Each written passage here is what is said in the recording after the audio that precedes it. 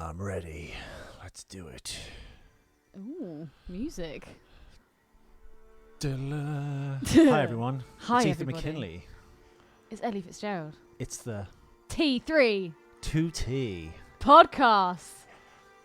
Hit the music. Howdy, stranger. Don't say howdy, stranger, to me.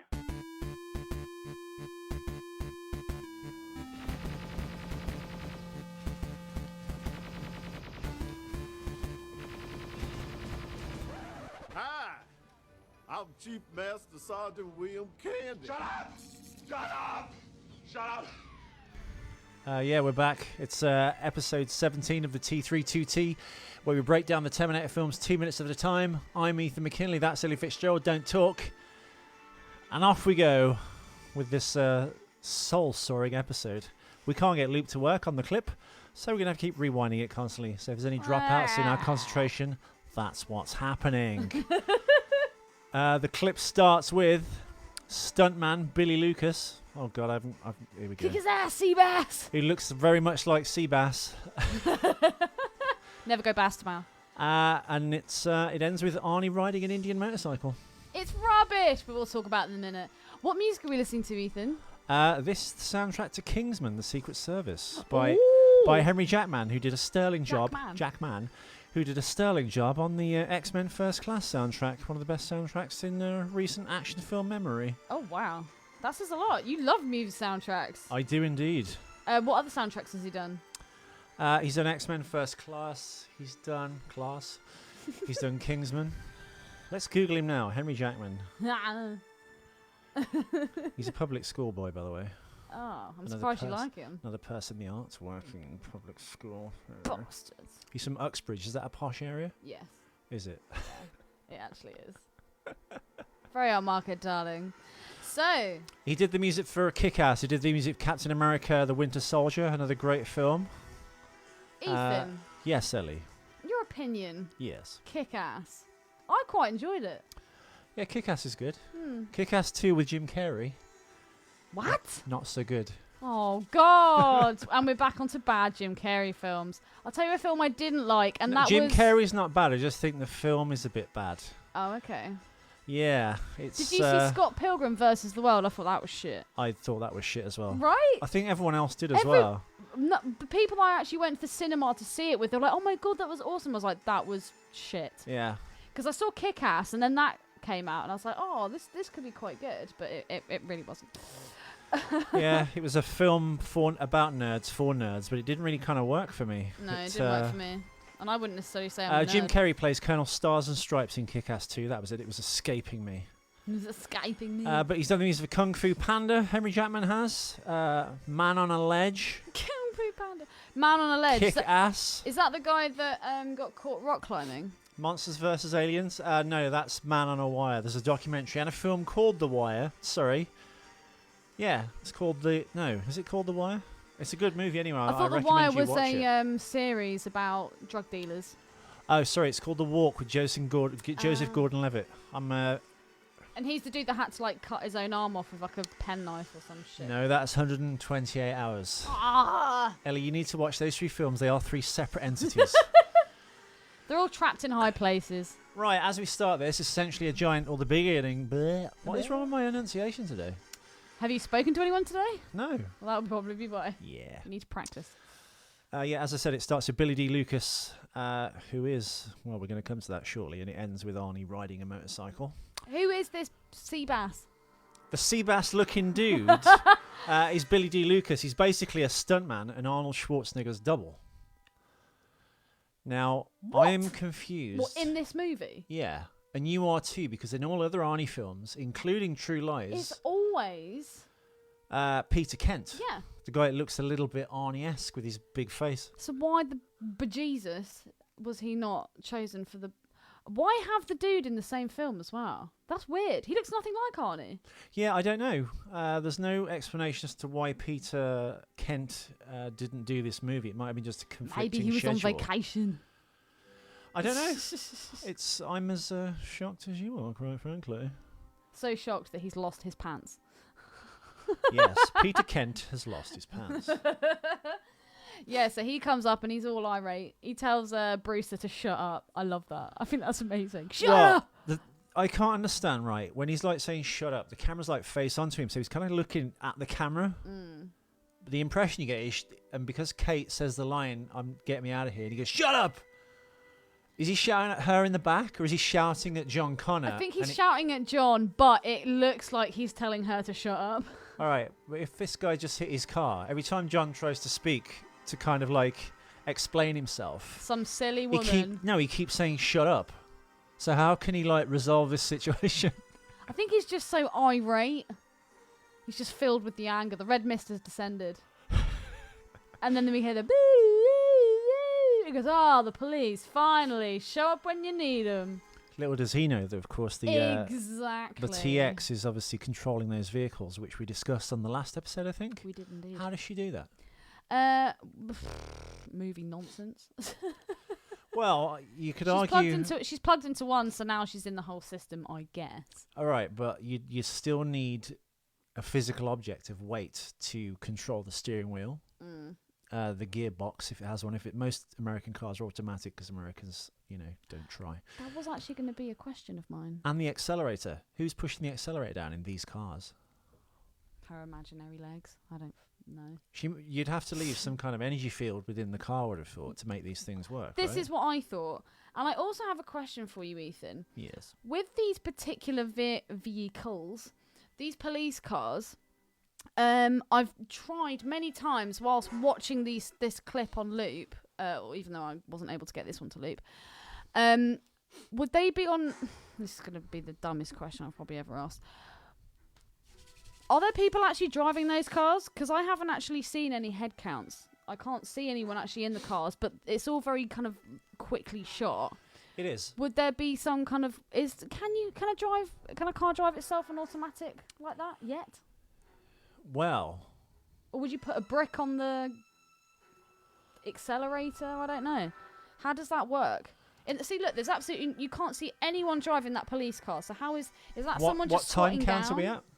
That is at 32:46. Yeah, the police car driving towards the screen essentially has no driver in it. Now, there are stunt cars that are set up where the driver either lies down or sits in the back or sits in reverse.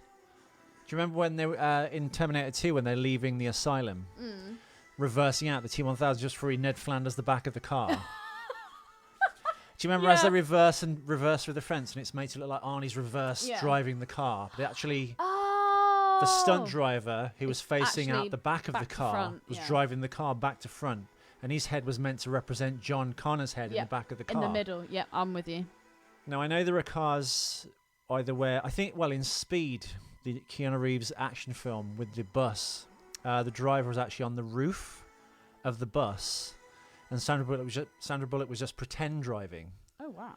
And all the bus was controlled from upstairs on the roof, which they never shot, where the stuntman was sitting, basically. So there you go. So it's theoretically possible they've got cars. What's going on here? Well, one thing could be the driver's just in a very lean back position, so you can't quite see him, or a lazy boy. On his head, he's wearing a headrest of a car just to hide his head, so it looks like the chairs, that could basically. Possibly be it on the right, actually, because it's. Yeah, almost looks like a cap. That's my theory. Okay. The fire trucks, the driver could well be sitting behind, or the ambulance, the driver could well be sitting behind the rear partition of the cab. Yeah. However, I've just tried to. I'm just going to try and find the exact. Without your pad, you can't really do that. I know, it's you utter can't be rubbish. as precise. So, okay, the. Oh, wait. Brewster, he smashes into the car. He's going to be even more pissed now because his car's going to be obliterated by a huge champion wide load. Wide load, love it. But there is a moment where you actually see the police car turn and you see the steering wheel turn by itself. You actually look inside the car. So how would that have happened? Would you use strings or wires? Is it one shot or it comes in through the window of the moving car? Let me have a look at it. Show me. It's coming up now. Okay. Well... So that's at 32:47. No, because that could be on the back of a camera truck and the car's not actually driving. Oh. and someone just like turns the stick into the engine. Someone just turns it from behind the dashboard, so it looks like the wheel's turning, and then they drive the truck that way, so it looks like the car's following the motion. Okay, I'm with you.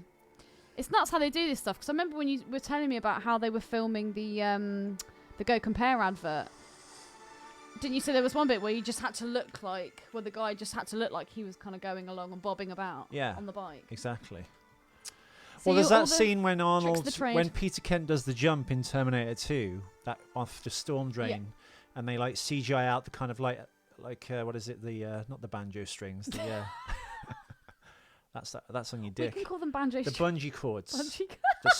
Stop the bike smashing into the thing. As an immediate cut, as soon as he does the first bump, it cuts to Arnold going, ugh, as if he's landing on the bike. And that's just Arnie sitting on the bike going, shimmy, shimmy, shimmy. Yeah. Awesome. Okay. So my theory on Billy D. Lucas is he's probably a bit younger than Peter Kent. Now, I don't know why that would stop him from doing anything like this particular thing. Yeah. I don't know. I really don't know. It's maybe it's just conflicting timelines. If I go on Peter Kent's, do we know if Stahl has a stuntman, or does he do his own? Because it really does look like he is spinning around in this car as he has the tail, because he gets clipped, doesn't he? And it spins the van out. Yeah. And it actually looks like he's in the car. Well, he could be, but the car could be attached via a tow cable onto the back of the camera truck. And it really does look like Bruce is being thrown around. Well, I hope she is. That's the magic of movies, you see. Peter Kent's born in 1957. He's still working in 2014. That was his last gig, basically, the one that he's done on IMDb. Now, in 2003, he did Andromeda, a TV show, Smallville, a TV show, and The Sea, a TV show. I'm trying to think what his last Arnie film is, and I'm going back through. No, he didn't do Eraser either. So that's 96. The last thing he does as Arnold's double is True Lies. Oh, wow. But he worked on Predator, he worked on Total Recall and Terminator 2. Now, Billy D. Lucas is still working. That's this year. Now, he worked on Terminator Genesis. He did The Last Stand, which is Arnold's other film. I remember you said that wasn't any good. He did Sabotage. He was the double for Arnold and stunt coordinator.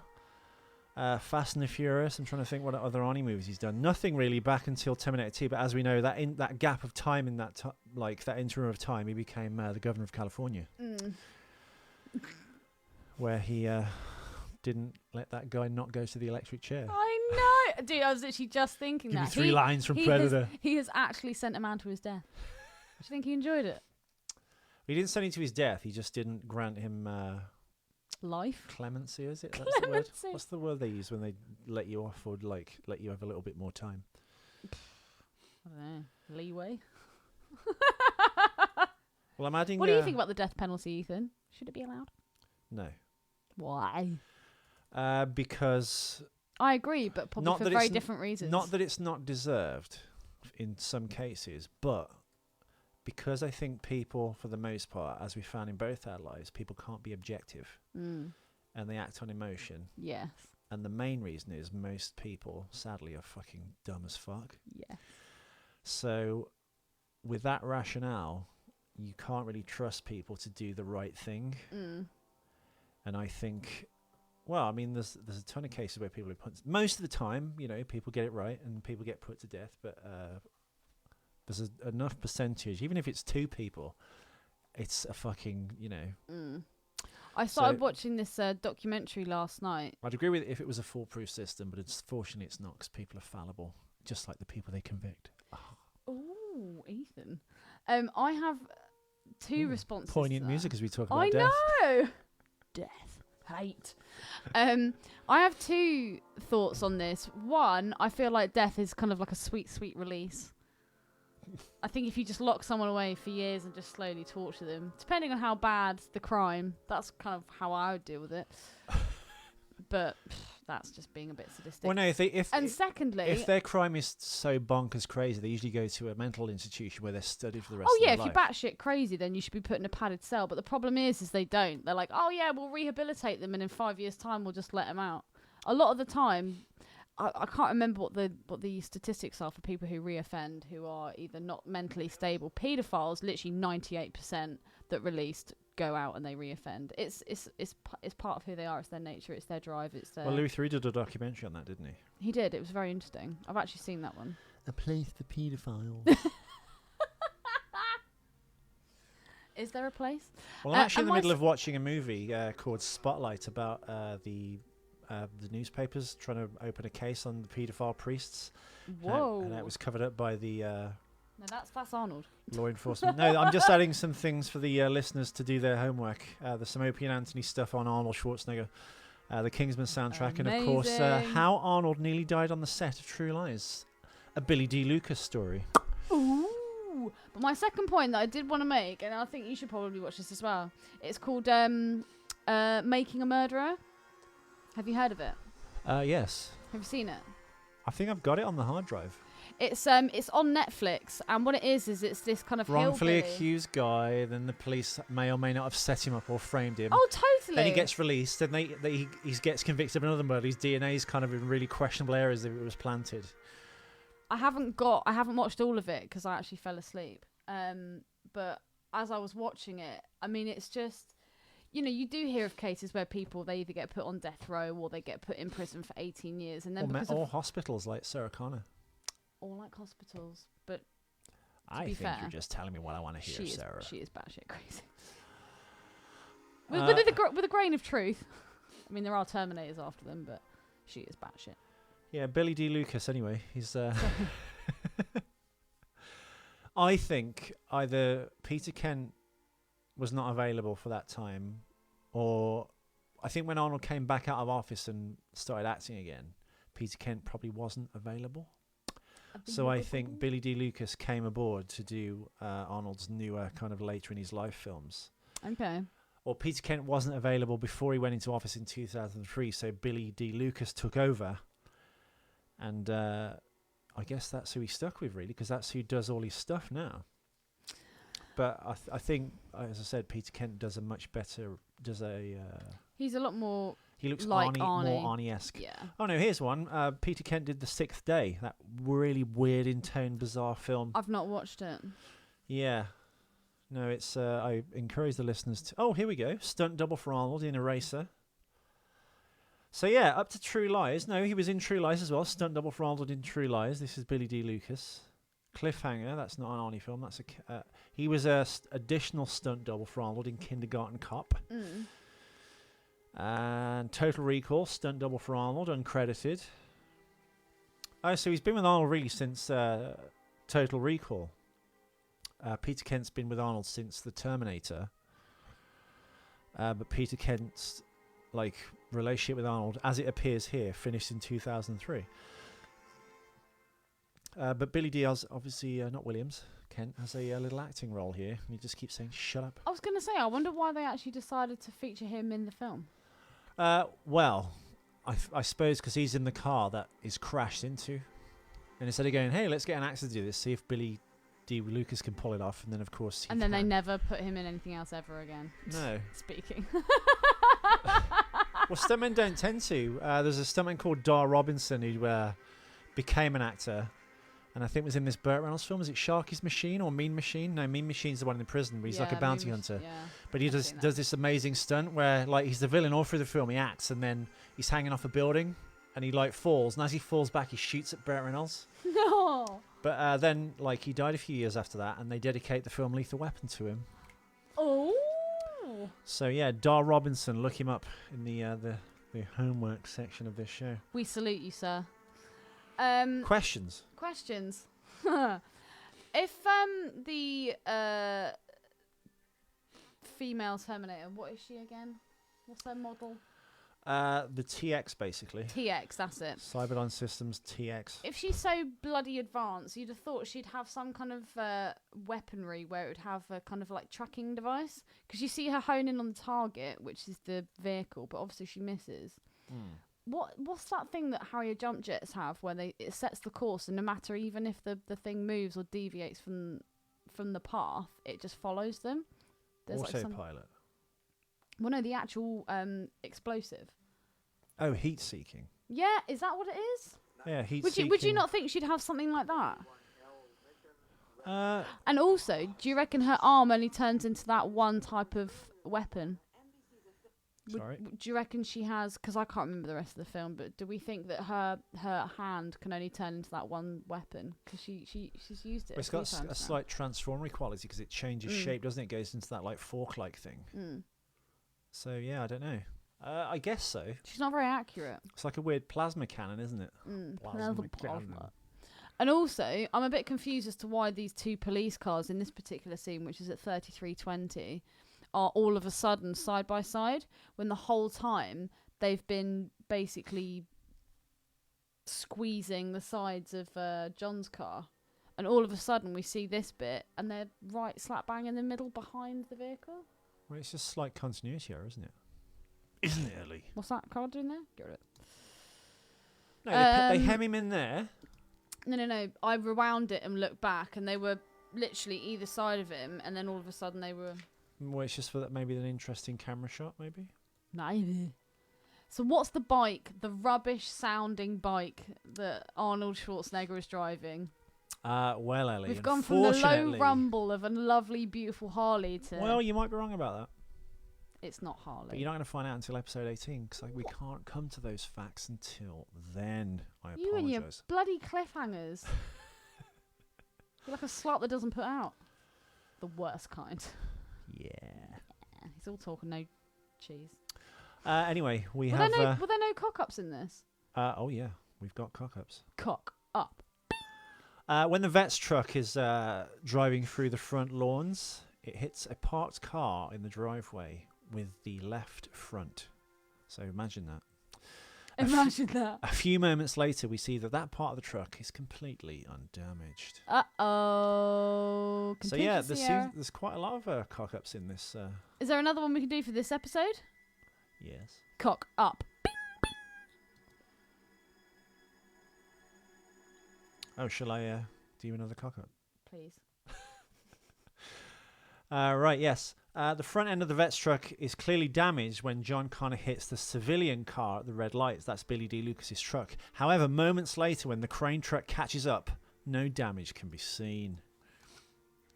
Ethan, what are these... What are these things? What are these cylinders that are on the back of this huge lorry thing that explodes? What are they? It looks like NOS. Well, yeah, they're like CO2 cans, nitrous aren't oxide. They? Yeah.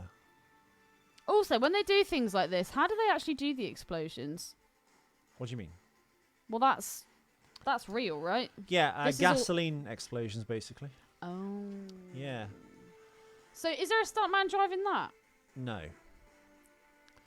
No, unlikely. That might be pulled along by a cable. Cable. Yeah, and Le cable. It'll have basically an air ram at the bottom. Basically, they have a downward-facing cannon with a thing like a telephone pole into it. Oh, okay. Like cut off, so it's like a meter-high telephone pole. And then with compressed air, it just shoots the telephone pole at the base of the vehicle, which flips it over. Oh. In Mad Max 2, he does that big famous flip at the start of the movie. I think that's like one goes off, flips it, and as it rolls and its feet are facing the floor again, it spins again. Usually when you see a car do this in films, you'll see the air ram come out the bottom. Surely they have to do this in one shot. You can't keep doing that, right? Alternatively, He's touching me. could be just cable control, where they have a cable at the back of the car and they just rip the cable from the back and flip the car that way. Yeah, but what do they pull it with? Can't be manpower. No, it's moving along with a cable, and then it's they shoot the rams out the bottom of the car. Music is so apt. They shoot the rams out of the bottom of the car, and if the vehicle's too big, let's say, like... Too big? Well, in this, basically, we haven't come to it yet, but when the truck flips over in this, it's CGI. In The Dark Knight, when Heath Ledger's driving that, 18-wheeler with the back on it, that's done live. So they shoot that, and then it's cables that pull the truck completely over so it lands on its roof. So yeah, they must have to do this in, one shoot, no? Yes. Get it right, Brian! Well, yeah, because it's all in camera, basically, which, of course... Well, that's pretty much all I have to say about this particular chase scene. It's quite. Where's the rest of your insight, Ellie? It's quite epic. Where's the rest of your insight? Well, where's the rest of my insight? I've been asking loads of questions, and you've answered pretty much every single one. Are there any more cock-ups? Maybe. Or are you going to eke them out to the next episode? Yeah, I'm trying to be Who Wants to Millionaire this fucking thing. What? I'm trying to do like a Who Wants to Be a Millionaire kind of thing. Why? Well, apart from that, I keep losing my goddamn notes. Okay. Give me the goddamn page. Yeah, basically, just before John Connor crashes into the car in front with the Tundra, that's the truck he's in, the vet truck, which are like with the big sponsor of this movie, basically. There are a couple of shots shown from inside. During these shots, there is a cameraman visible on the left-hand side of the frame, hiding behind the black Jaguar. Ah. So the cameraman in the street can be seen. Oh my god. I haven't actually seen it, but I will believe you. Also, there's this like massive, there's like huge destruction of all these electrical wires and cables and stuff like that. How would you do that in you real just life? pick up fake electricity poles. Oh. Where is this street? Do we know? Well, I imagine. Weirdly, none of the notes actually covered that. If I listen to the commentary on TerMINator 3, which I could probably do over the weekend on Blu-ray, I'll find out and tell you. We need to find out the locations. Yeah, but I mean, well, the street in the Matrix, yeah, that did actually really hurt, but we're on air. I've just smashed my ankle against the desk. On a metal. Dude, you literally didn't even flinch. In the Matrix Revolutions. Your eyes are watering. In the Matrix Revolutions. In the sequel to the Matrix, there's this gigantic car chase, which is amazing, but most of it is fake. Oh my god. Well, actually, they built 2 miles of highway. What? Yeah, just for this film. What, in the desert? Well, because they needed to shoot for so many months to do this epic fucking car chase. It is amazing. And they had to build this giant wall around the entire highway. It's like, I think they made like 2 miles long. And they had this giant car chase with all the cars set and everyone driving, and then like these very specific places where the stuntman are, how thing. Obviously, it's an amazing scene. I actually kind of prefer the second one to the first one. Everyone will slap me down for that. But I didn't even watch the second one because I thought that there was all the hype about the Matrix. I watched it and I was like, really? Yeah, but then you don't ever get to find out about like the anomalous programs in the Matrix, which we call like ghosts and werewolves and demons in our reality, but they're actually like rogue programs. So would you say the second one is worth a watch? So they're relegated to like myth and legend, like vampires and stuff. They're actually real, but they're like rogue programs which don't quite exist within the reality of the Matrix. So they're kind of like put down as myth and legend to the obviously people that are plugged into it. That's sort of the things that we think of as that. Sadly, it's not a very well executed idea or explored. Oh god! So it's merely hinted at and promised. You almost had me there. I was just like, ooh. Yeah, Monica mythical Bellucci's like a creatures vampire. Vampire. And there's a werewolf in it who doesn't really change. They just say he's a werewolf. Dude, bloody love a werewolf and a vampire. They kill him with the silver bullets. Anyway, you can like delete the program, but whatever. But I prefer the second one. Sorry, listeners, but it's true. Are there any more Matrixes? As a third one, Matrix Revolutions. Oh, God. 2003. Yes. Yes. Yeah, Dar Robinson died in 1997, I believe, and his son died in August the 4th of last year, 2015, of natural causes. And who is this person? Dar Robinson, the very famous actor stuntman, basically. I've put it in the homework section of the show where you can find it. And have you got anything more to add to this, Eleanor? Absolutely nothing. We've covered how the TX controls vehicles. We have. By not covering it, because we don't know how. We've talked about the tricks of the trade, There's flipping no cars way and she could exploding actually do that. tings. Yeah. Done some cock-ups. We've done some cock-ups. And there we go. So we shall return. Oh my God, 28 minutes of waffle. We'll return in about 5 minutes. And you'll be getting this show on Thursday. All in. So yeah, tune in tomorrow. Check out the obviously homework section of the show. There's the very funny passages from Opie and Anthony and Arnold Schwarzenegger, and the article on Arnold nearly dying on the set of True Lies. Yeah, that's mental. So I'd have to read that. We'll be back then. I've been Ethan McKinley. I've been Ellie Fitzgerald. Hasta la vista, baby. This is the T3 2T. Well done. Look at the elbow. Yes.